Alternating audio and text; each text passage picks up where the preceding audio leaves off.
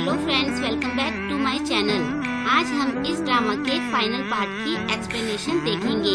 अगर अभी तक आपने इसका फर्स्ट पार्ट नहीं देखा है तो इसका फर्स्ट पार्ट जरूर देख लें। तो चलिए कहानी की शुरुआत करते हैं।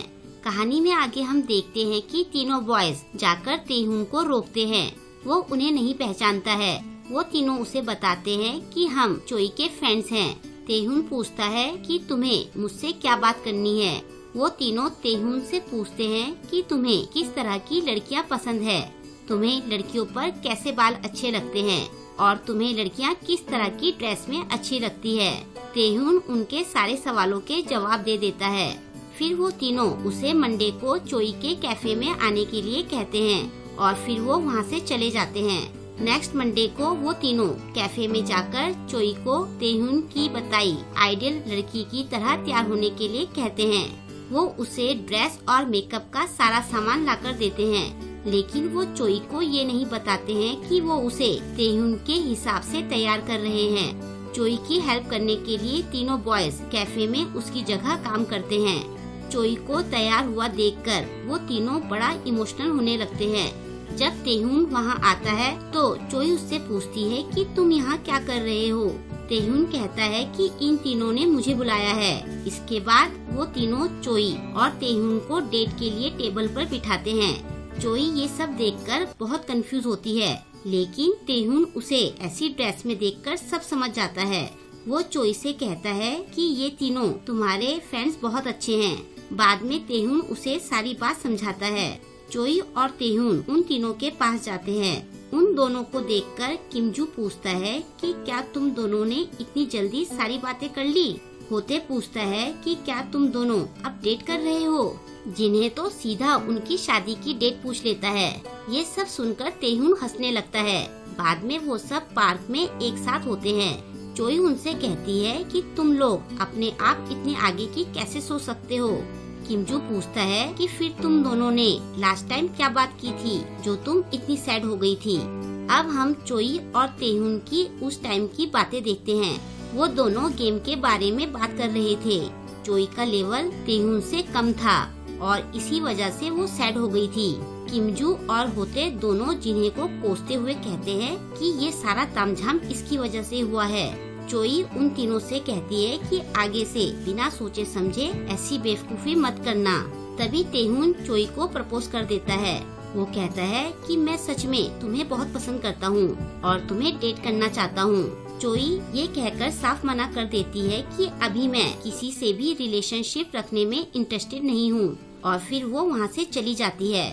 चोई से रिजेक्ट होकर तेहुन शॉक्ड हो जाता है। बाकी तीनों बॉयज उसे दिलासा देकर चले जाते हैं। कुछ दिनों तक तेहुन उदास रहता है, लेकिन वो सब फिर से पहले जैसी अपनी लाइफ और फ्रेंडशिप में मस्त हो जाते हैं। अब नेक्स्ट सीन में हम किमजू को एक स्टोर में आते देखते हैं। वहाँ एक लड़की पार्ट टाइम जॉब करती है जिसका नाम जारिम होता है। किमजू वहाँ आकर जारिम से पूछता है कि वॉशरूम कहाँ है। जारिम उसे बताती है कि यहाँ स्टोर में वॉशरूम नहीं है। किमजू को उसकी बातों पर यकीन नहीं आता। वो जारिम से बहस करने लगता है और तभी उसको और जोर से प्रेशर आने लगता है। उसकी हालत पतली होती देखकर जारिम को लगता है कि कहीं किमजू वहीं शॉप पर गंदा न कर दे, तो वो जल्दी से उसका हाथ पकड़कर उसे वॉशरूम में ले जाती है। वहाँ से फ्रेश होकर आने के बाद किमजू उससे कंप्लेन करता है तो जारिम कहती है कि मेरे बॉस ने मुझे किसी को भी वॉशरूम के बारे में बताने से मना किया था। किमजू कहता है कि अगर मैं यही गंदा कर देता तो क्या होता। जारिम कहती है मैंने तुम्हारी हेल्प कर तो दी थी। फिर किमजू वहाँ से खाने का सामान लेता है और वहीं बैठकर खाने लगता है। उसे खाता देखकर जारिम कहती है बस खाना और जाना, क्या इसको यही आता है। स्नैक्स खाने के बाद किमजू को वो कुछ ठीक नहीं लगता, तो वो जाकर जारिम से कंप्लेन करता है। जारिम चालाकी दिखाते हुए बाकी बचा स्नैक्स खा जाती है और कहती है कि ये तो बिल्कुल ठीक था। ये देखकर किमजू को बहुत गुस्सा आता है, लेकिन वो कुछ कह नहीं पाता। इसके बाद तेहुन स्टोर में आता है। जारिम को देखकर वो कहता है कि तुम तो जारिम हो ना, मैं तुम्हारा बहुत बड़ा फैन हूँ। जारिम पूछती है तुम मुझे कैसे जानते हो। वो कहता है कि मैंने तुम्हारा चैनल सब्सक्राइब किया है। वैसे तुम सामने से ज्यादा क्यूट दिखती हो। अपनी तारीफ सुनकर जारिम खुश हो जाती है। फिर तेहून एक लॉलीपॉप खरीदता है और वहीं स्टोर में बैठकर अपना होमवर्क करने लगता है। फिर वो जारिम को परेशान करना शुरू कर देता है। कभी वो उससे वाईफाई का पासवर्ड मांगता है तो कभी उसे चार्जिंग केबल मांगता है। फिर वो उससे पानी की बोतल मांगता है। ये सब चीजें वो फ्री में यूज करता है। जारिम उससे परेशान हो जाती है।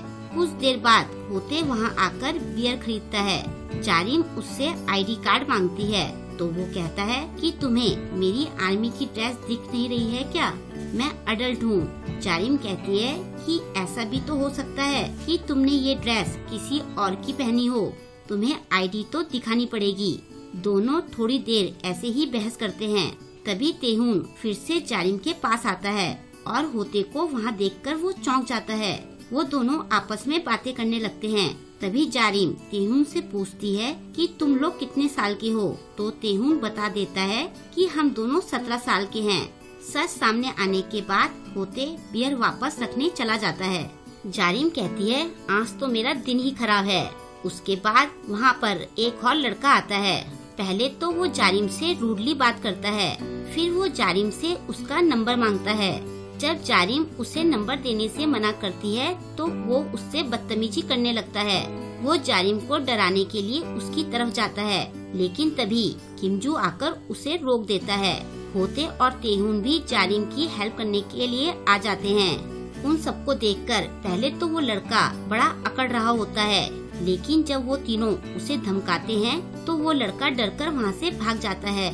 जारिम उन तीनों को थैंक्स कहती है। वो तीनों वहाँ से जाने लगते हैं तो जारिम उन्हें आधा घंटे रुकने के लिए कहती है। उसे अकेले डर लग रहा होता है। वो तीनों मान जाते हैं। बाद में बारिश होने लगती है। वो तीनों जारिम के छाते में जाते हैं। तेहून कहता है कि मैंने चोई से छाता लेकर आने को कह दिया है। फिर वो तीनों जारिम को चोई के बारे में बताने लगते हैं। कुछ देर बाद उन्हें चोई दिखती है। वो तीनों भागकर उसके पास जाते हैं। वो उन तीनों के लिए छाता लेकर आई थी। उनका सारा ग्रुप मस्ती करते हुए काफी खुश दिखता है।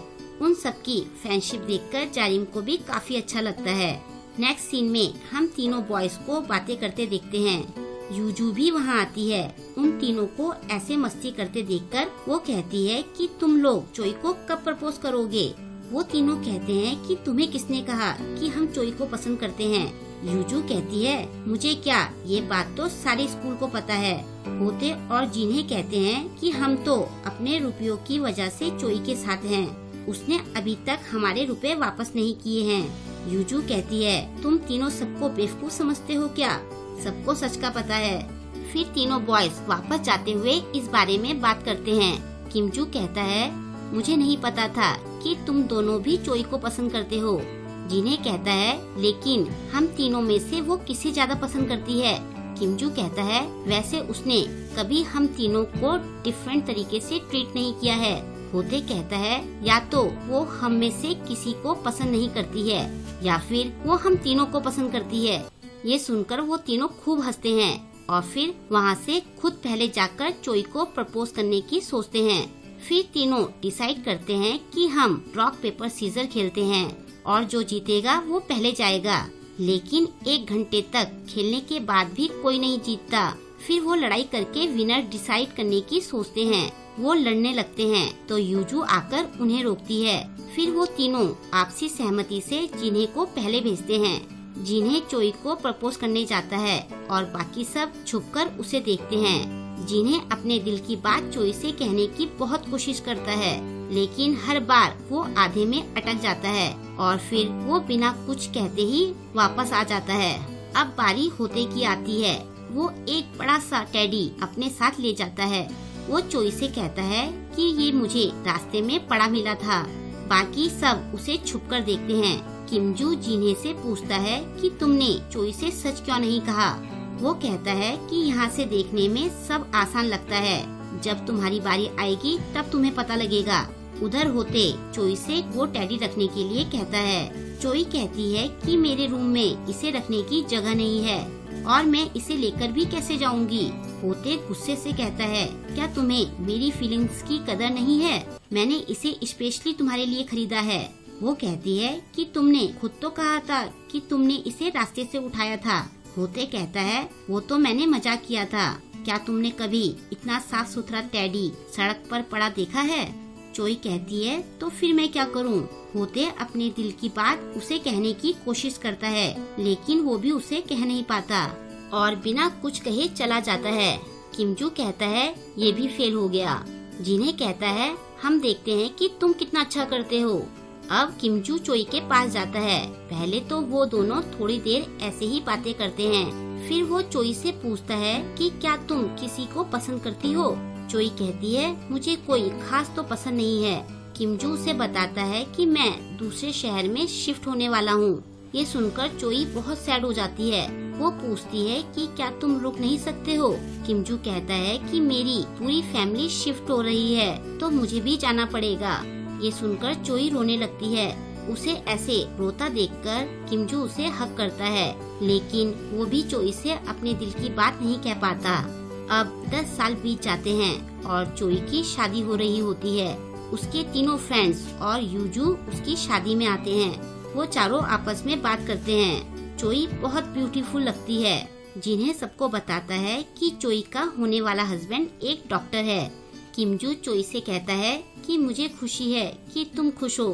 फिर वो अपने दिल की बात चोई से कहता है। वो कहता है कि मैं हमेशा से तुम्हें बहुत पसंद करता था।